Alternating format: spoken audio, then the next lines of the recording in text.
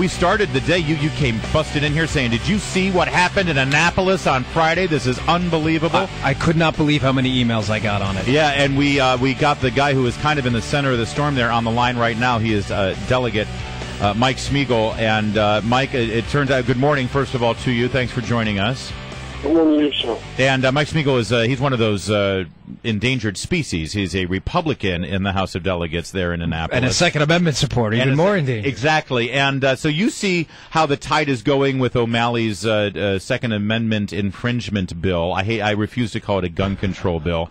And they're moving it along, and you figure, all right, listen, we're Republicans. We don't have much of a say here, but let's try to at least get one amendment in here. Describe for me what the amendment said.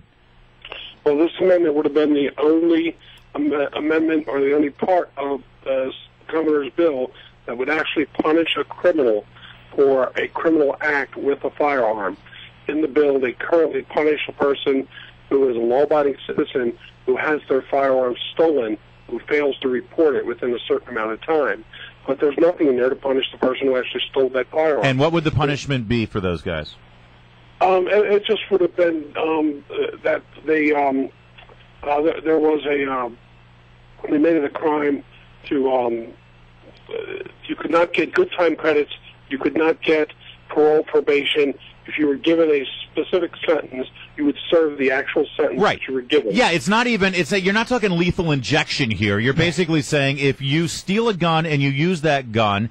The law says that the person who owns that gun is going to get punished because they got stolen from them. But you're saying that person is not going to be able to get time off for good behavior, right? Right. God forbid they punish the actual criminals, right, Delegate? So Delegate Smigiel, you put it out there, you put it up for the vote, and you get the vote. You win. The amendment wins. It's like, yay, finally one for the good guys. Then what happened?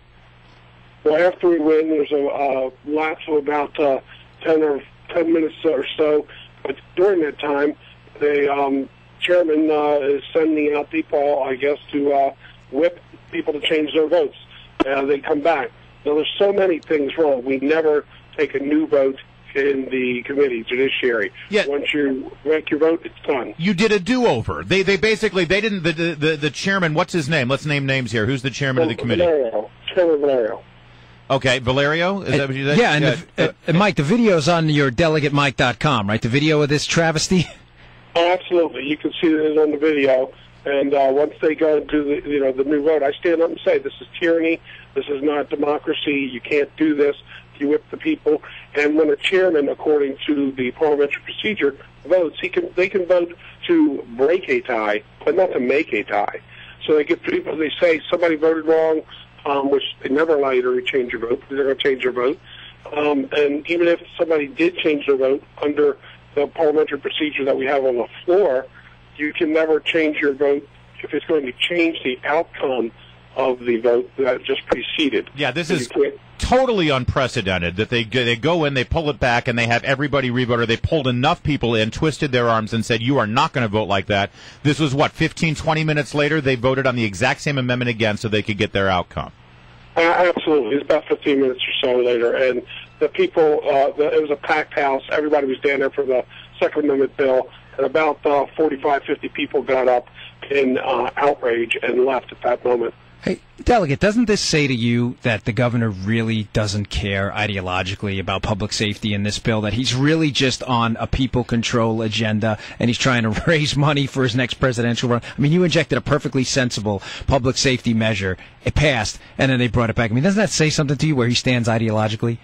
Oh, I am sure that is a true statement. This exact amendment I have tried to put into the bill when we were negotiating what would be in the bill. I've looked at the governor's attorneys eye to eye and said, why is there nothing in this bill whatsoever that punishes bad guys who use firearms to commission of crimes?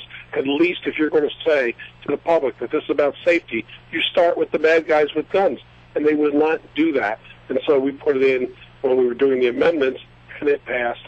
And then they pull this act, which is so blatant to just say, it doesn't matter what you do, we're going to make this bill what we want it to be, and it's certainly not going to do anything other than punish the law-abiding citizens it's not going to pose to bad guys. Maryland Delegate Mike Smigiel is here. He represents the District 36 in Annapolis. And Delegate, what can you do at this point?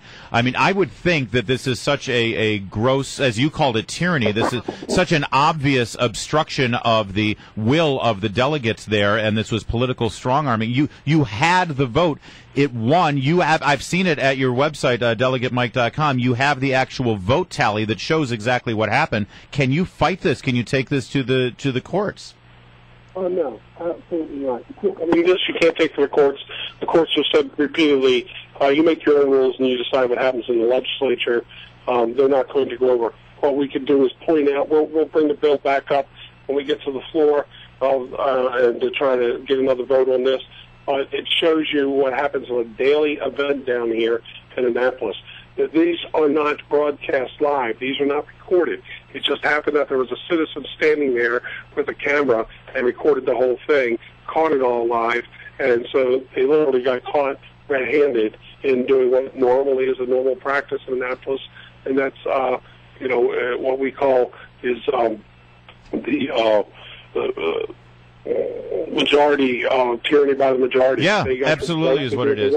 I'll tell you something. I mean, I've said this before. I feel like what we're seeing right now in 2013, it reminds me of the early stages of the Tea Party movement in 2009 as the Obamacare legislation started to get pushed through. Yeah. We saw what happened at town hall meetings, and the people saw how these laws are being made, and they started to rise up, and they said, enough, we are not going to take this anymore. You'll be surprised what can happen when you awake that sleeping giant of patriots out there who don't like it when they're bullied like this. And this is a bullying tactic, Dan Bongino. Right. And Delegate, you know this. We can't take another vote on the gas tax they just shoved down our throat on Good Friday evening to avoid any media coverage. I mean, it only seems like they're willing to break the rules, and this should bother Democrats and Republicans when it fits their ideological agenda. You know for a fact if Republicans did this and tried to cut the gas tax, there would be an outcry there in Annapolis. Am I right?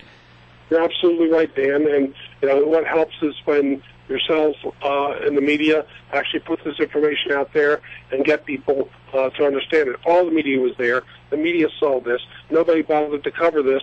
And they shame on the media, the fourth state, for allowing our government to operate in this manner. They see what's happening, and because it meets some political agenda that they agree with, they don't bother to point it out. They got the votes. They could fix this. They could do what they want in a proper way without resorting to such blatant, outright political muscle that is against everything that we consider to be principles of liberty or democracy. So they don't have to do this. Well, listen, Mike Smigiel, I know you've had a rough weekend with all of this. It's been busy. I appreciate you joining us this morning. We are definitely going to keep talking about it, and we're going to try to get it over to Breitbart News, too, so we can get some national attention. Thanks, Delegate. Thank you, Dan. Thank you for your attention to this. Very welcome, sir.